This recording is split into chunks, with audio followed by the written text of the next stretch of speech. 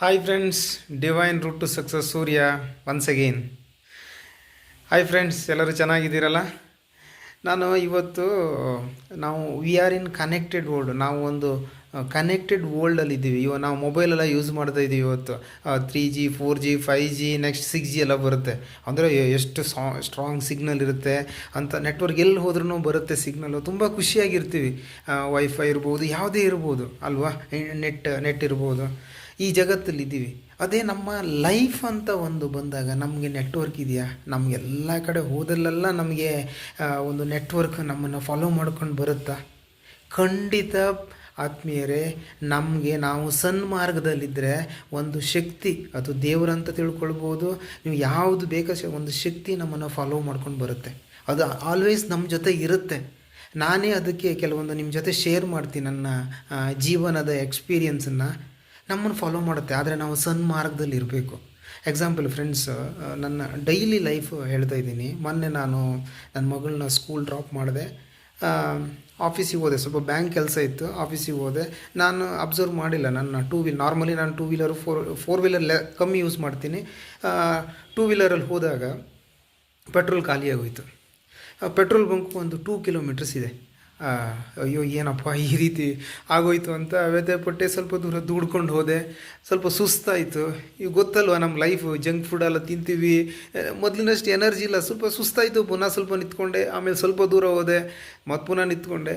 ಸ್ವಲ್ಪ ಮುಂದೆ ಹೋಗಿ ಅಯ್ಯೋ ಏನಪ್ಪ ಅಂತ ಹೇಳ್ಬಿಟ್ಟು ಥಿಂಕ್ ಮಾಡಿ ದುಡ್ಕೊಂಡು ಹೋಗ್ತಾಯಿದ್ದೆ. ಒಬ್ಬ ಹಾರ್ನ್ ಮಾಡ್ತಾಯಿದ್ದೆ, ಯಾರೋ ಸೈಡಿಗೆ ಹೋಗ್ಬೇಕಂತ. ಮತ್ತು ಸ್ವಲ್ಪ ಸೈಡಿಗೆ ಹೋದೆ. ಬ್ರದರ್ ಏನಾಯಿತು? ಬನ್ನಿ, ಪೆಟ್ರೋಲ್ ಖಾಲಿ ಆಯಿತಾ, ಕೂತ್ಕೊಳ್ಳಿ ಅಂತ ಹಿಂದ್ಗಡೆ ಕಾಲಿಟ್ಬಿಟ್ಟು ಸೈಡೆಲ್ಲ ಹೋಗಲಿ ಅಂತ ಆತ್ಮೀಯತೆಯಿಂದ, ಅವನು ಯಾರು ಏನು ಅಂತ ಗೊತ್ತಿಲ್ಲ, ಪೆಟ್ರೋಲ್ ಬಂಕ್ ತನಕ ನನ್ನನ್ನು ಡ್ರಾಪ್ ಮಾಡಿ ಹೋದ. ಅಪ್ಪ, ನನ್ನ ಕಷ್ಟ ಯಾರಿಗೆ ಗೊತ್ತಾಯಿತು ಅಂತ. ಎಕ್ಸಾಂಪಲ್ ಇದು ನಿಮಗೆ ಸಿಲ್ಲಿ ಅನಿಸ್ಬೋದು. ಇದೊಂದು ಎಕ್ಸಾಂಪಲ್. ನನಗೆ ಎಷ್ಟು ಖುಷಿ ಆಯ್ತಂದರೆ, ಅಯ್ಯೋ ನನ್ನ ಅಳಲನ್ನು ಒಬ್ಬರು ಕೇಳಿಯವ್ರು ಇದ್ದಾರಲ್ಲ ಅಂತ ಹೇಳ್ಬಿಟ್ಟು. ಇದೊಂದು ಎಕ್ಸಾಂಪಲ್. ಅದಲ್ಲದೆ ಮೊನ್ನೆ ನನಗೆ ಒಂದು ಶಿವಮೊಗ್ಗ ಹೋಗೋದಿತ್ತು. ಶಿವಮೊಗ್ಗ ಹೋಗಾಗ ನಾನು ನಮ್ಮ ರಿಲೇಟಿವ್ ಮನೆಗೆ ನಾನು ಕಾರಲ್ಲಿ ಹೋಗ್ತಾಯಿದ್ದೆ. ನಾನು TTD ಇದೆಯಲ್ಲ ಮಲ್ಲೇಶ್ವರಮಲ್ಲಿ, ನಮ್ಮ ತಿರುಮಲ ದೇವಸ್ಥಾನದ ಟ್ರಸ್ಟ್, ಅಲ್ಲಿ ಹೋದೆ. ನಾನು ನಾರ್ಮಲಿ ಅಲ್ಲಿ ಲಡ್ಡು ಕೊಡ್ತಾರೆ ಸ್ಯಾಟರ್ಡೆ. ನಾನು ತಗೊಂಡು ಹೋಗೋಣ ಅಂತ ಹೇಳ್ಬಿಟ್ಟು ಪ್ಲ್ಯಾನ್ ಮಾಡ್ಕೊಂಡು ಹೋದೆ. ಹೋಗುವಾಗ ಅಲ್ಲಿ 7:30 ಆಗಿತ್ತು. ಆ ಲಡ್ಡು ಖಾಲಿಯಾಗಿ ಹೋಗಿತ್ತು. 4:30ಗೆ ಖಾಲಿ ಹೋಗಿತ್ತು ಸರ್. ಆಲ್ರೆಡಿ ಅಲ್ಲಿ ಸೆಕ್ಯೂರಿಟಿ ಹೇಳ್ದಾಗ ಕ್ಲೋಸ್ ಆಗಿ ಹೋಗಿದೆ ಸರ್, 4:15ಗೆ ಕ್ಲೋಸ್ ಆಗಿ ಹೋಗಿದೆ. ಸ್ಯಾಟರ್ಡೆ ಬೇಗ ಬಂದರೆ ಮಾತ್ರ ಸಿಗುತ್ತೆ ಅಂತ ಹೇಳ್ಬಿಟ್ಟು. ಬಂದಿದ್ದಲ್ಲ, ವೇಸ್ಟ್ ಆಯ್ತಲ್ಲಪ್ಪ, ಇನ್ನು ಆಲ್ಮೋಸ್ಟ್ ನೆಲಮಂಗಲ ಕ್ರಾಸ್ ಆಗಿ ಬೋದಾಗಿತ್ತು, ಸಿಟಿ ಒಳಗೆ ಬಂದಲ್ಲ ಅಂತ ಇದು ಮಾಡಿದೆ. ಪುನಃ ಅಲ್ಲಿ ಸ್ವಲ್ಪ ನಿಂತ್ಕೊಂಡೆ. ಅಲ್ಲೇ ಪುನಃ ಒಂದು ಸ್ವಲ್ಪ ದೇವ್ರಿಗೆ ಕೈ ಮುಕ್ಕೊಂಡೆ, ಮನ್ಸಾರೆ. ಪಕ್ಕದಲ್ಲೇ ಒಂದು ಹೂ ಅಂಗಡಿ ಇತ್ತು. ಏನಣ್ಣ ಏನು ಆಲೋಚನೆ ಮಾಡ್ತಾ ಇದ್ದೀರಾ ಅಂತ ಕೇಳಿದ್ರು. ಇಲ್ಲ ಅಣ್ಣ, ತಿರುಪತಿ ಲಡ್ಡು ಸಿಗುತ್ತಂತ ಬಂದೆ, ಸ್ಯಾಟರ್ಡೆ ಅಲ್ಲ ಇವತ್ತು, ಎಲ್ಲ ಖಾಲಿ ಆಗೋಯ್ತಂತ. ಎಷ್ಟು ಬೇಕು ತಮ್ಮ ನಿನಗೆ ಲಡ್ಡು? ನನ್ನ ಹತ್ರ ಒಂದು ಮನೆಗಂತ ಇಟ್ಕೊಂಡಿದ್ದೀನಿ, ಒಂದು 5-6 ಬೇಕಾ ಅಂತ. ಹೌದಣ್ಣ ಅಂತ ಹೇಳ್ಬಿಟ್ಟು ಕೊಟ್ಟು ಒಂದು 5-6 ಲಡ್ಡು ತೊಗೊಂಡೆ. ಎಷ್ಟು ಖುಷಿ ಆಯಿತು ಅಂತ ಹೇಳಿದ್ರೆ, ಎಲ್ಲೋ ಒಂದು ಕಡೆ ಅದು ಆಪ್ಷನ್ನೇ ನೋಡಿ. ನಮ್ಮ ಪೆರಿಮೀಟರ್ ಅಂತ ಹೇಳ್ತೀವಲ್ಲ, ನಮ್ಮ ಆ ಸಂದರ್ಭದಲ್ಲಿ ಎಷ್ಟೊಂದು ಖುಷಿ.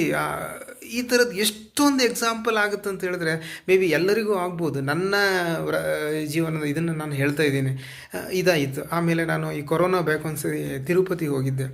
ತಿರುಪತಿ ನಾರ್ಮಲಿ ನಾನು ವೈಫ್ ಅಥವಾ ನನ್ನ ಮಕ್ಕಳ ಜೊತೆ ಹೋಗುವಾಗ ನಾವು ಟಿಕೆಟೆಲ್ಲ ಬುಕ್ ಮಾಡ್ಕೊಂಡು ಲಕ್ಸುರಿಯಾಗಿ ಹೋಗಲ್ಲ. ನಾವು ನಾರ್ಮಲಾಗಿ ಹೋಗಬೇಕು ಮನ್ಸಿಗೆ ಬಂತಂದರೆ ಹಾಗೆ ಪ್ಲ್ಯಾನ್ ಮಾಡ್ತಾ ಇರ್ತೀವಿ. ಬೆಟ್ಟ ಹತ್ಕೊಂಡೇ ಹೋಗ್ತೀವಿ, ಕೆಳಗಡೆ ಪಾರ್ಕ್ ಮಾಡಿಬಿಟ್ಟು ನಾವು ಹತ್ಕೊಂಡು ಹೋಗ್ತೀವಿ. ವೆಂಕಟೇಶ ಅಂತ ಹೇಳ್ಕೊಂಡು ಹತ್ಕೊಂಡು ಹೋಗ್ತೀವಿ ಒಂಥರ ಖುಷಿಯಾಗಿ. ಹಾಗೆ ನಾವು ಹೊತ್ಕೊಂಡು ಹೋದ್ವಿ. ಆ ದಿನ ತುಂಬ ಕ್ರೌಡ್ ಇತ್ತು.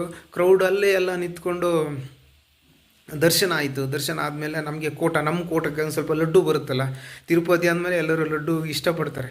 ಹಾಗೆ ನಾನು ಹೋದ್ರೂ ಆ ಲಡ್ಡು ತೊಗೊಂಡು ಬರ್ತೀನಿ, ನಮ್ಮ ನೇಬರರ್ಸಿಗೆಲ್ಲ ಡಿಸ್ಟ್ರಿಬ್ಯೂಟ್ ಮಾಡ್ತೀನಿ. ಅದು ಊರಿಗೆ ಹೋಗಿದ್ರೆ ಊರಿಗೆ ಎಲ್ಲರೂ ಅದೊಂದು ಒಂಥರ ನನಗೆ ಖುಷಿ ಕೊಡುತ್ತೆ. ಹಾಗಾಗಿ ಅಲ್ಲಿ ಹೋದಾಗ ನಮ್ಮಿಬ್ಬರಿಗೂ ಸ್ವಲ್ಪ ಲಡ್ಡು ಸಿಕ್ಕಾದ್ಮೇಲೆ ನಮಗಿನ್ನೂ ಸ್ವಲ್ಪ ಇನ್ನೂ ಜಾಸ್ತಿ ಲಡ್ಡು ಬೇಕಲ್ಲಪ್ಪ, ಏನು ಮಾಡೋದು ಅಂತ ಥಿಂಕ್ ಮಾಡುವಾಗ ಮಾಡ್ತಾಯಿದ್ದೆ. ನಾನು ಮತ್ತು ವೈಫ್ ಡಿಸ್ಕಸ್ ಮಾಡ್ತಾಯಿದ್ದೀವಿ ಆ ಲಡ್ಡು ಕೌಂಟ್ರಲ್ಲಿ. ಡಿಸ್ಕಷನ್ ಮಾಡ್ತಿರುವಾಗ ಒಬ್ಬ ಅಜ್ಜಿ, ಓಲ್ಡ್ ಏಜ್ ಒಂದೊಬ್ಬರು ಅಜ್ಜಿ ಬಂದರು. ಅವರು ತೆಲುಗಲ್ಲಿ ಮಾತಾಡ್ತಾರೆ. ನನಗೆ ತೆಲುಗು ಅಷ್ಟು ಬರೋಲ್ಲ, ಸ್ವಲ್ಪ ಅರ್ಥ ಆಗುತ್ತೆ. ಬಂದುಬಿಟ್ಟು, ನನಗೆ ಆ ಕ್ಯೂವಲ್ಲಿ ನಿಂತ್ಕೊಳ್ಳೋಕ್ಕಾಗಲ್ಲ, ಲಾಂಗ್ ಕ್ಯೂ ಇದೆ, ಹೆಲ್ಪ್ ಮಾಡೋಕ್ಕಾಗತ್ತಾ, ನನಗೆ ತಂದು ಕೊಡಪ್ಪ ಅಂತ ಹೇಳ್ಬಿಟ್ಟು ಆ ಟೋಕನ್ ಕೊಟ್ಬಿಟ್ಟು ಕವರನ್ನು ಕೊಟ್ಟರು. ಕವರ್ ಕೊಟ್ಟಿಲ್ಲ ಅನ್ಸುತ್ತೆ. ಕವರ್ ನಾನು ಅಲ್ಲಿ ಕೌಂಟ್ರ್ ತೊಗೊಂಡು ಅಜ್ಜಿಗೆ ಹೆಲ್ಪ್ ಮಾಡೋಣ ಅಂತ ನಮ್ಮ ವೈಫ್ ಹತ್ರ ಹೇಳಿಬಿಟ್ಟು ಹೋದೆ ನಾನು, ಇಲ್ಲೇ ಇರಮ್ಮ, ನಾನು ಪಟ್ಟ ಲಡ್ಡು ತೊಗೊಂಡು ಬರ್ತೀನಿ ಅಂತ ಹೇಳ್ಬಿಟ್ಟು. ನಮ್ಮ ವೈಫ್ ಅವ್ರ ಪಕ್ಕದಲ್ಲೇ ಇದ್ದರು, ಬಟ್ ಏನೂ ಮಾತಾಡ್ತಾ ಇಲ್ಲ, ಬಿಕಾಸ್ ಆಫ್ ಅವಳಿಗೂ ತೆಲುಗು ಬರ್ತಾ ಇಲ್ಲ ಇತ್ತು. ಅವಳ ಅಜ್ಜಿ ಹಾಗೇ ಇಲ್ಲ. ನಾನು ಹೋಗಿ ತೊಗೊಂಡು ಬಂದೆ, ಒಂದು 5-10 ಮಿನಿಟ್ಸ್ ಆಯ್ತೇನೋ ತೊಗೊಂಡು ಬಂದೆ. ಅದು ತೊಗೊಂಡಿದ್ದು ಎಷ್ಟು 15-20 ಲಡ್ಡು ಬಿಗ್ ಅಜ್ಜಿ ತೊಗೊಂಡಿದ್ರು. ಹೆಂಗೆ ಸಿಕ್ತು ನನಗೆ ಗೊತ್ತಿಲ್ಲ. ತೊಗೊಂಡು ಬರುವಾಗ ಅಜ್ಜಿ ಇಲ್ಲವೇ ಇಲ್ಲ. ನಾವು ಒಂದು ½ ನಾವು ಸರ್ಚ್ ಮಾಡಿದ್ವಿ. ವೈಫ್ ಪಕ್ಕದಲ್ಲೇ ಇದ್ದರು, ಎಲ್ಲಿ ನೋಡಿದ್ರು ಇಲ್ಲ. ಆಮೇಲೆ ನಮಗೆ ಗೊತ್ತಾಯ್ತು, ಪಾಪ ಅಜ್ಜಿ ಕಷ್ಟಪಟ್ಟು ಏನೋ ತೊಗೊಂಡಿದೆ, ನಮಗೆ ಗೊತ್ತಲ್ವ, ನಮ್ಮ ಕೋಟಕ್ಕೆ ಬಂದಿರೋದೆ ನಾವು ಇಷ್ಟು, ಎಲ್ಲಿ ನೋಡಿದ್ರು ಇಲ್ಲ ರೀ.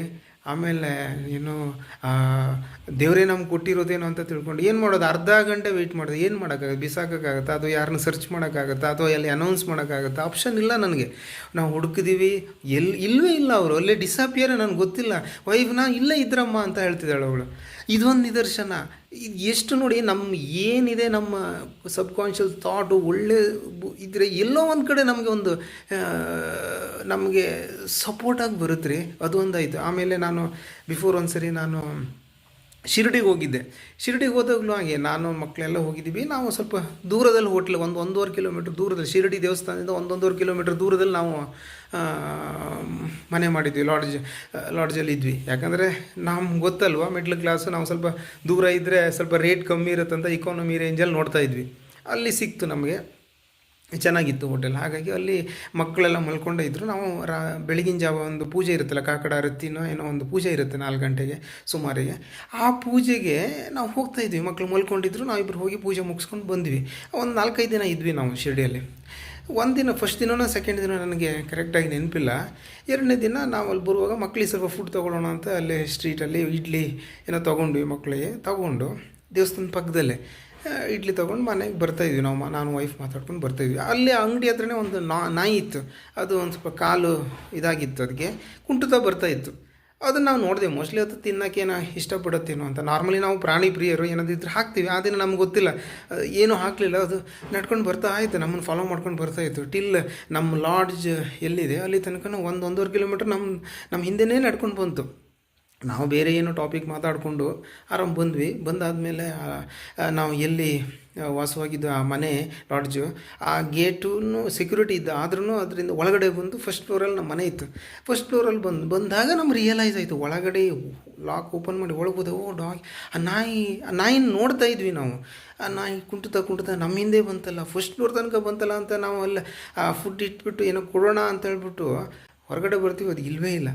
ಆಮೇಲೆ ಅಬ್ಸರ್ವ್ ಮಾಡ್ತೀವಿ, ಏನಪ್ಪ ಅದು ಹೆಂಗೆ ಬರ್ತಾಯಿದ್ದಂದರೆ, ನೀವು ಗೊತ್ತಿರ್ಬೋದು, ಸಾಯಿಬಾಬಾ ಅವರು ಒಂದು ಪೊಸಿಷನ್ ಕುಂಟುತ್ತಾ ಬರ್ತಾರಲ್ಲ, ಆ ಥರನೇ ಇತ್ತದು ದಿಟ್ಟು. ನಮ್ಮಿಬ್ಬರಿಗೂ ರಿಯಲೈಸ್ ಆಗಿದ್ದಿಲ್ಲ. ನಾರ್ಮಲಿ ನಾವು ಏನಾದರೂ ಹಾಕ್ತೀವಿ, ಅದು ಅದ್ರ ಗೊತ್ತಿಲ್ಲ ನನಗೆ, ಅದೃಷ್ಟವಾದ ನಮಗೇನು ಹಾಕೋಕ್ಕಾಗಿಲ್ಲ. ಅಂದರೆ ಎಲ್ಲೋ ಒಂದು ಕಡೆ ಅವನು ಶಕ್ತಿ, ಅದು ಬಾಬಾ ರೂಪದಲ್ಲಿರ್ಬೋದು ಅಥವಾ ಎನರ್ಜಿ ಬೇರೆ ಶಕ್ತಿ ರೂಪದಲ್ಲಿರ್ಬೋದು, ಯಾವುದೋ ಒಂದು ರೂಪದಲ್ಲಿ ನಮಗೆ ಸದಾ ಕನೆಕ್ಟೆಡ್ ಆಗಿರ್ತಾನೆ. ಅದನ್ನು ನಾನು ನಿಮ್ಗೆ ಹೇಳ್ತಿದ್ದೀನಿ. ನಾವು ಏನೂ ಅಲ್ಲ ರೀ ಈ ಜಗತ್ತಲ್ಲಿ. ಆದರೆ ನಾವು ಸನ್ಮಾರ್ಗದಲ್ಲಿದ್ದರೆ ನಾವು ಪ್ರತಿಯೊಂದು ಮೂಮೆಂಟು ದೇರ್ ಇಸ್ ಒಂದು ಶಕ್ತಿ ನಮ್ಮನ್ನು ಆಲ್ವೇಸ್ ವಾಚ್ ಮಾಡ್ತಾ ಇರುತ್ತೆ.